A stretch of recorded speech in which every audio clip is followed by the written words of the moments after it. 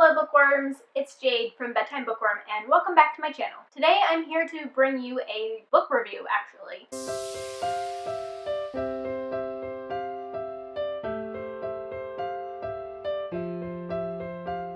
I've never done a standalone book review on my channel before, but I recently read this book that I absolutely loved, and I feel like nobody on BookTube is talking about it. I did find a few people on Twitter who had read the book that I was able to chat about it with, but I really haven't seen anybody on BookTube mention this, and I just think this book needs some more attention, and I have plenty to say about it. So I decided to do a book review. As you can tell from the title of this video, this book that I'm so excited to talk to you about is This Mortal Coil by Emily Suvada, which I gave 5 out of 5 stars. I will have a little bit of a spoiler section at the end of this video, just one quick thing that I want to talk about that is spoilery, but the rest of this video will be spoiler free.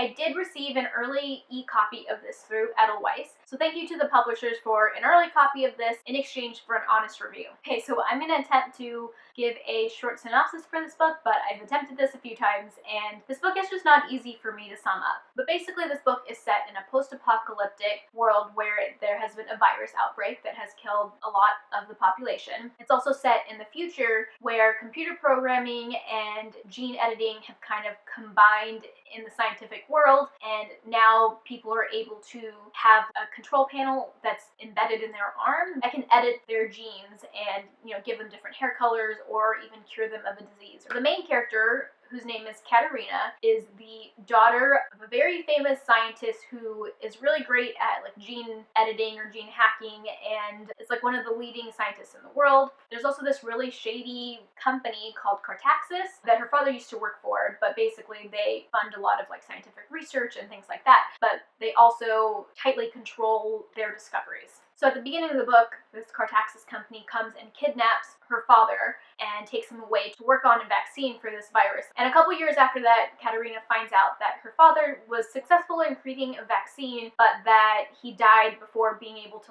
implement it or whatever, and that Katerina is supposed to be the key to unlocking this vaccine for the rest of the world. Okay, so the first thing that I want to mention about this book is that it's extremely fast-paced and action-packed. The chapters are fairly short and often ended on cliffhangers, which made it a page-turner. I mean, I read this on an ebook, but the same thing. You want to keep turning those pages. This book had an insane amount of plot twists. I swear, every other chapter, I was learning that something that I thought was true was not true. There's just so many plot twists. When I got to about 50% into the book, I was really confused because there was stuff happening that I thought was endgame and should be at the end of the book, but I was only halfway through. I was like, what else can happen? Because I thought this was the whole point of the story. Oh, but no, there is so much more that happens after the middle of the book. There's also a pretty slow burning romance that I really enjoyed reading. The second thing I want to talk about for this book is the world building. The virus that Emily Suvada has come up with for this book literally blew my mind. It is the most creative virus that I have ever come across in any virus-related TV show or book or movie that I've ever read or seen.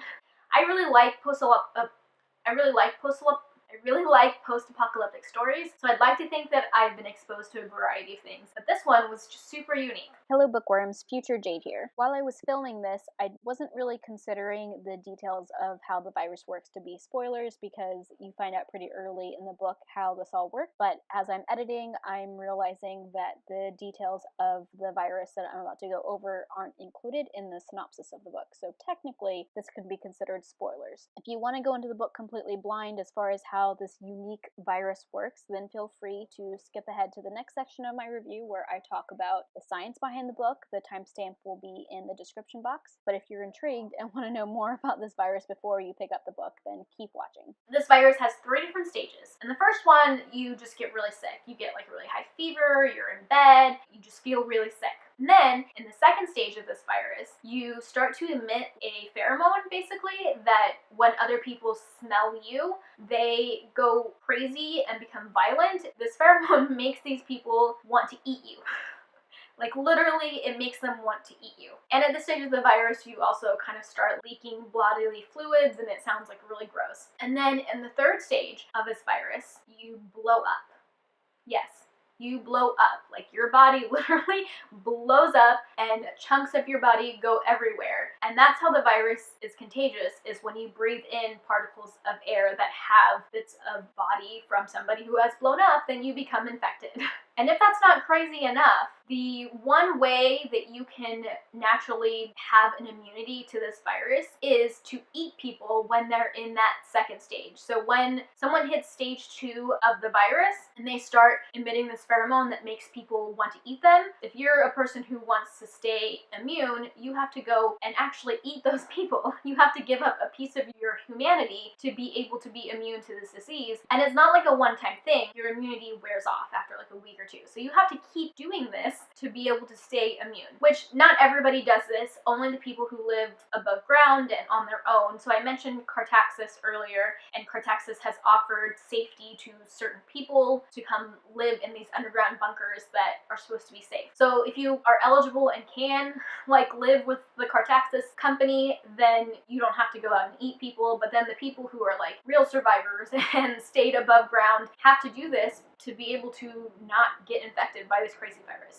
It kind of takes like the zombie trope and flips it on its head, because the people who are not sick have to eat the people who are sick to be able to not get sick. I just thought it was so creative. Okay, the next thing that I want to talk about is the science in this book. I will say that going into this book, I was very hesitant because I knew that it dealt with genes and gene hacking because that's in the synopsis. I don't know if you guys know this, but I actually have a master's degree in genetic counseling, which just means that I know a lot about genetics. And so I was really wary going into this book because I was worried that I was too close to the subject matter. I was worried that they would just get the science so wrong that I wouldn't be able to get past that to enjoy the book. Because sometimes that happens when science fiction books have to do with genetics. Sometimes they're just really wrong about the genetics, and I just can't let go of my disbelief for that to be able to move forward with the story. But I did not need to be worried about that, because what I've learned since then is Emily Suvada is definitely a scientist. She knows a lot about what she's talking about. I'm not saying that the things that are happening in this book are things that we can do right now or even in the near future, but it's a possibility. It's based on real science, and I just really love that. She got so much about the science right, so much about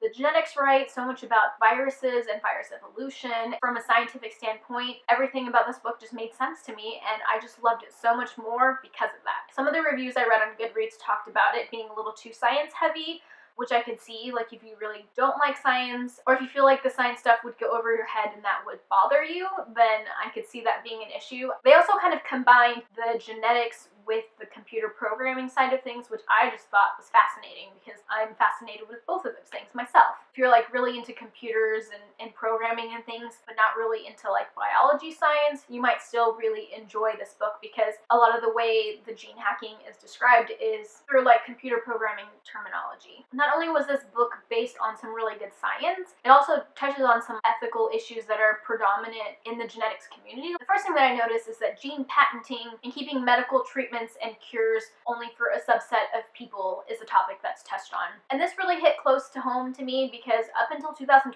there were companies out there who did gene patenting and really tried to limit who could access their medical services, and they, because they had a monopoly, were able to like jack up the prices. Those are real things that happened recently. 2012 was when the Supreme Court ruled that you can't patent genes because they're part of nature and they're not man-made. But that just happened. And I love that Emily Suvada was able to pull that into this book. Cartaxis is trying to control who has access to medicine. Just like pharmaceutical companies make their medicine super expensive so that only a subset of people can actually afford it. Like, that is a really real thing that happens in our medical world today, you know, genetics or not, and she was able to incorporate that into the book, and I loved that so much. She also touches on the issue of like nature versus nurture, which might be like a term that you have heard before in popular culture. It's the idea or thinking around how much of our genes make us who we are, and science has definitely shown over time that nature or like our genes only make up a part of us. It's really a combination, like nurture or your environment interacts with your genes to change things. And the prime example for this is, of course, identical twins. Identical twins are 100%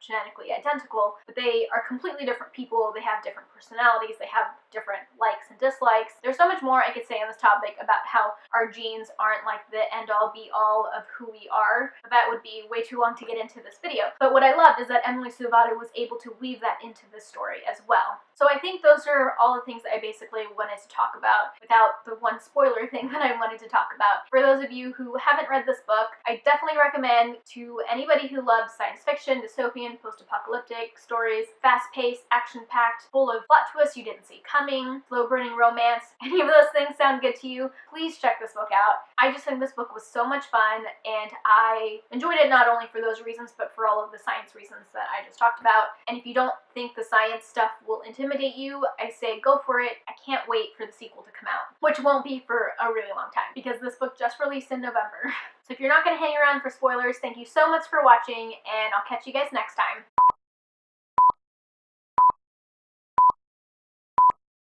Okay, so the spoiler that I want to talk about is the big twist that happened at the end of the book. We find out that Katerina really is Junbei, like this whole time she's been Junbei, and that her memory has basically been messed with by her father. This revelation totally blew my mind. I went through most of the book thinking like, oh, I can't wait till they meet Junbei. That's gonna make this whole romance thing a little awkward, but she sounds like a really badass character, and I bet her and Katerina will actually get along because they're kind of similar. So when I found out that they were actually the same person, I was like, yeah. I did not see that coming. My mind was blown. It was so crazy to me to think that she had been Junbei this whole time, and the story that they came up with to like explain how everything happened made total sense to me, and I was just mind blown. So the philosophical question that this whole Junbei plot twist made me think about is, who are we without our memories? At the end of the book, Katerina kind of talks about how she's not Junbei anymore. She remembers being Junbei or has some of those memories, but that she doesn't feel like she is Junbei. And I just thought that was super interesting, and it made me think a lot about how our memories form us and how every person is a product of their own experiences. So what happens if you take those experiences away from a person? It kind of made me think about people who lose their memory. So say, you've lived 20 years of your life, and then you get into a car accident and you lose all your memories of who you were before. So from that point on, can you turn into a different person? Like, will your personality be different, or will the choices that you make be different than what the other person would have made because you don't have the same experiences that person had? Are you still the same person even though, like, genetically you are the same person? Which I guess in Katerina's case is a little bit different because she's not genetically the same as Junbei, since Lachlan had put some of himself into her as well. But yeah, it just made me think about like our memories and our experiences and how that makes us who we are, and like what would happen if we lost those experiences. Would we still be the same person? Okay, so now that's really all I have to say about this book. As you can tell, I really enjoyed it. I definitely recommend it. Anyways, if you stuck with me this long, thank you so much for watching, and until next time, bookworms, keep reading. Bye. And I want to put out that I'm not gushing about this book because I got this book for free off of Edelweiss. This is definitely my honest review. I have read many books off of Edelweiss, and I have never chosen to talk about them on my channel individually before. I don't want you guys to think that that affected this at all. This is totally my honest review. I just loved this book so much, and I feel like nobody on BookTube is talking about it, and I just wanted to put it out there.